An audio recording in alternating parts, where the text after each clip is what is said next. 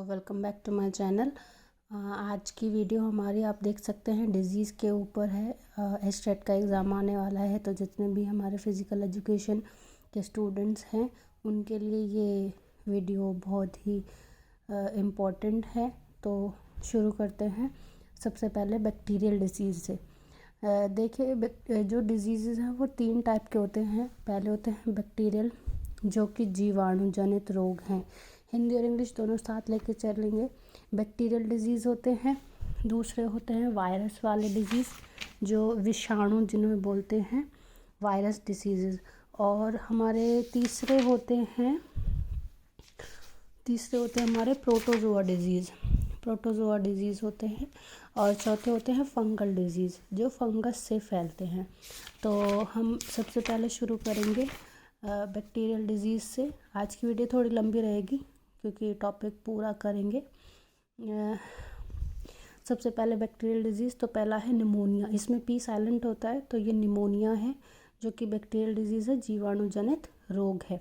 तो इसका जीवाणु क्या है? डेप्लोकोकस निमोनी और स्ट्रेप्टोकोकस निमोनी। आप इसको याद कर सकते हैं। एक स्ट्रेप्सिल नाम की एक दवाई आती है गले के लिए, तो वही बैक्टीरिया होता है, उसी को मारती है। तो स्ट्रेप्टोकोकस निमोनी याद करना ईजी है निमोनिया का, और डेप्लोकोकस निमोनी। प्रभावित अंग क्या होता है भाई? जो निमोनिया होता है वो हमारे लंग्स को प्रभावित करता है। लंग्स किसके अंडर आते हैं? रेस्पिरेटरी सिस्टम के।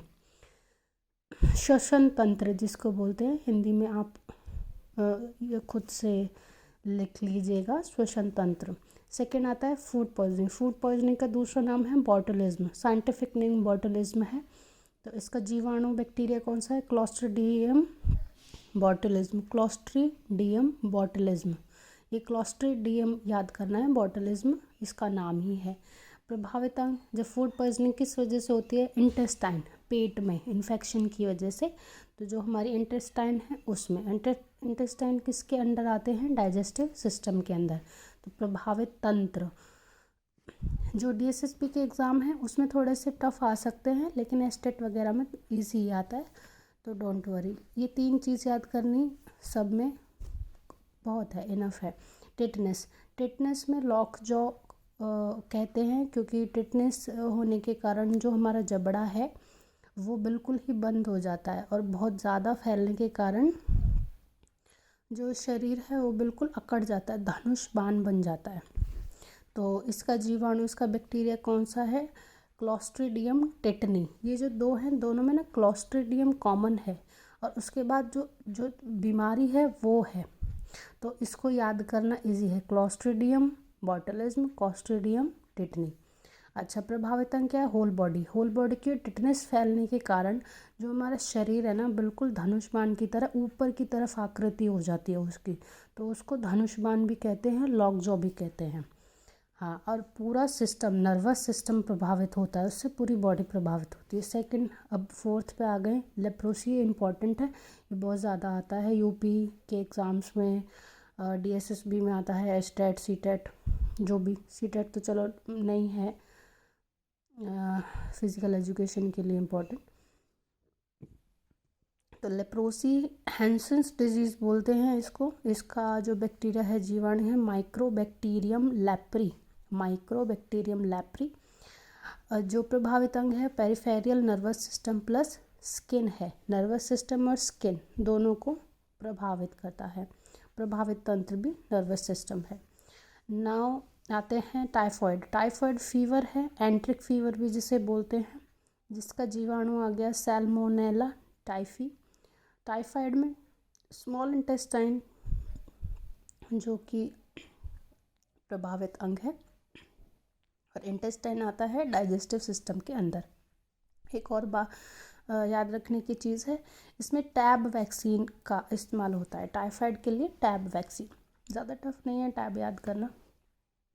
अगला चलते हैं 6ठे पर, ट्यूबरक्लोसिस, TB जिसे बोलते हैं। TB इजी है। प्रभावित अंग याद करना लंग्स है, रेस्पिरेटरी सिस्टम है, सॉरी ये गलती से लिखा हुआ है, रेस्पिरेटरी सिस्टम है।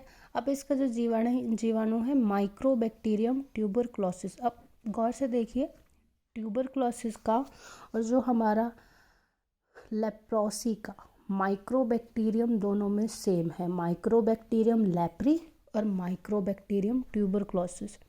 तो इस तरीके से रिलेट करके याद करेंगे तो जल्दी हो जाएगा। अगले आते हैं कोलेरा पे। विब्रियो कोलेरा इजी है। स्मॉल इंटेस्टाइन एक प्रभावित अंग है, डाइजेस्टिव सिस्टम तंत्र है। लक्षण क्या होते हैं?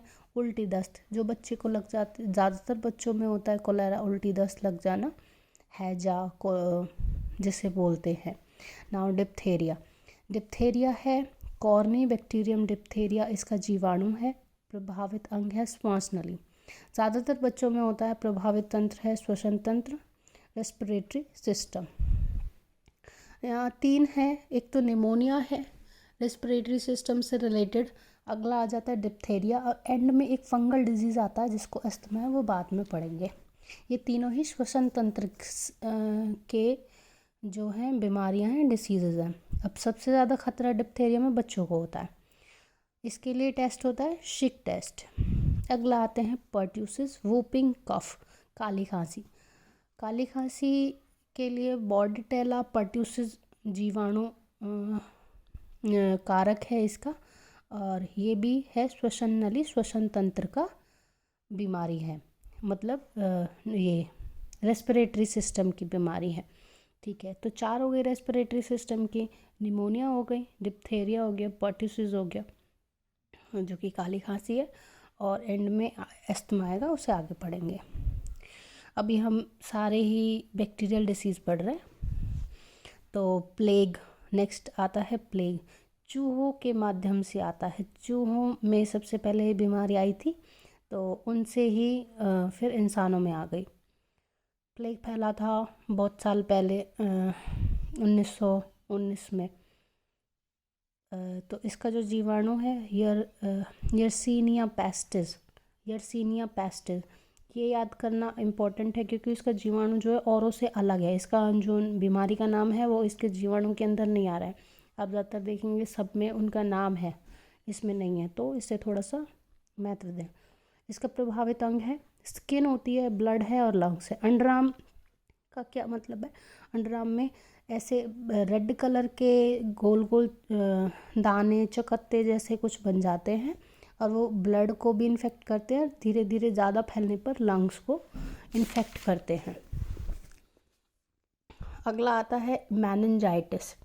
मेनिंजाइटिस दिमाग की सर की बीमारी है, इसका जीवाणु है निजीरिया मेनिंजाइटिस, ये भी इम्पॉर्टेंट है। प्रभावित अंग क्या है? स्कल, जो हमारी खोपड़ी है वो है। अब स्कल अंडर आता है नर्वस सिस्टम के, नर्वस सिस्टम और स्पाइनल कॉर्ड। सो ये दिमागी बीमारी है जो कि बैक्टीरिया के कारण होती है। अब आ जाते हैं गुनैरा। गुनैरिया क्या है? एक तरीके की STD है, सेक्सुअल ट्रांसमिटेड डिसीज़ है, यौन संबंधों के कारण होती है। जीवाणु इसका है निजीरिया गुनैरा। देखिए दोनों में सेम है, निजीरिया सेम है, और फिर उसकी बीमारी का नाम है बैक्टीरियल डिजीज़ है। नेक्स्ट आते हैं सिफिलिस। सिफिलिस में जीवाणु जो है ट्रैपनोमा पैलिडम, ट्रैपनोमा पैलिडम है। 14वां है मम्स, गलसुआ, जो अभी ये वायरस डिजीज़ आ गए हैं।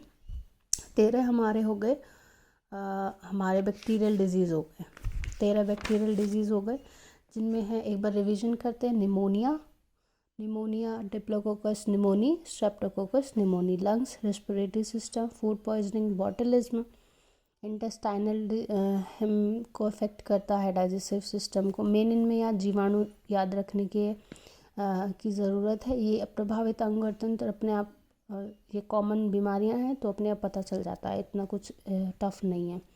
टिटनेस हो गया, क्लोस्ट्रीडियम टिटनी, इसका याद रखिए कि क्लोस्ट्रीडियम टिटनी में हमारा होल बॉडी इफेक्ट होता है, ना कि लॉक जो नाम समझकर इसको मुंह की बीमारी कोई बता दे, ऐसे एग्जामिनर कंफ्यूज कर देता है। तो होल बॉडी, क्योंकि पूरी की पूरी बॉडी अकड़ जाती है। लेप्रोसी नर्वस सिस्टम और स्किन, टाइफॉइड इंटेस्टाइनल डिजीज़ है, स्मॉल इंटेस्टाइनल डिजीज़ है। ट्यूबरक्लोसिस लंग्स की, रेस्पिरेटरी सिस्टम का है। Cholera small intestine digestive system का है। डिप्थेरिया श्वसन नली, सांस की नली और श्वसन तंत्र रेस्पिरेटरी सिस्टम के लिए। की बीमारी है। पर्ट्यूसिस, वूपिंग कफ, काली खांसी, ये भी श्वसन तंत्र और रेस्पिरेटरी सिस्टम की बीमारी है। प्लेग है ब्लड, लंग और अंडरआर्म। सीनियर पेस्टिस का जीवाणु है। मेनिंजाइटिस, निजीरिया मेनिंजाइटिस नर्वस सिस्टम और स्पाइनल कॉर्ड की बीमारी है। स्कल को प्रभावित करती है। गोनोरा एसटीडी है, सेक्सुअल ट्रांसमिटेड डिजीज़ है। निजीरिया गोनोरा इसका जीवाणु है। सिफिलिस, ट्रोपिनोमा पैलिडम, ये इंपॉर्टेंट है। जहाँ पे स्टार लगा हुआ है ना, ये सारे इंपॉर्टेंट हैं क्योंकि इनके थोड़े से जीवाणु डिफरेंट हैं और ये एग्जामिनर पूछ लेता है एग्ज़ाम थोड़ा सा टफ बनाने के लिए। तो आज के लिए इतना ही। आज बैक्टीरियल डिजीज़ पर पढ़ेंगे, अगली वीडियो में वायरस वाले डिजीज़ पढ़ेंगे। चलिए, थैंक यू।